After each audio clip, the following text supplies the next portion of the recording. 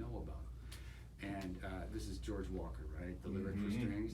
Oh my God, it's so absolutely beautiful. I'm embarrassed that I didn't know anything about it, and I didn't know anything about him. And so this, anyway, wonderful program. What would you like to say about the piece? It's just beautiful. He deserves to be heard. His Yeah, music, man. it's stunning music, Yes. and this is, I would say, this is his most famous piece. Oh, yeah.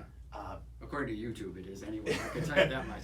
and recently, you know, there's been a trend now with orchestras to diversify their repertoire, of course. And that's not to say we're doing this piece only because of the fact that, you know, he's a black composer. He's an amazing American composer, and his music deserves to be heard. Right. And this piece was originally written in 1946 for a string quartet. Yeah, I know. So what he did was, you probably know this, but he transcribed the second movement from that string quartet. It was called Lament, originally dedicated to his grandmother. Right. And then he adapted it, I believe, for string orchestra in the 90s, I want to say. And George Walker's immense talent. He was the first black composer to win the Pulitzer Prize in music. He was the first black composer to graduate from the Curtis Institute, which is probably the most famous conservatory of music in the country. And I would only say about this piece that there's a sense of joyfulness and longing combined. You know Barbara's Adagio for strings.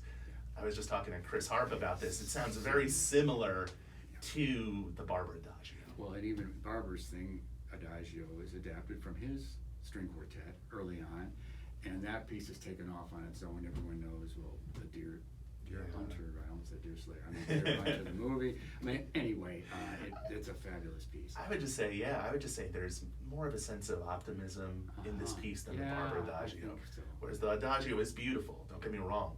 It kind of leaves the listener in a more sad, melancholic state. There's more melancholy in that, whereas this ends with optimism. And this piece is all about, you know why I wanted to program this too? It's about empathy, it's about compassion. Yes, it is. And I think that's important to really highlight during these times with COVID.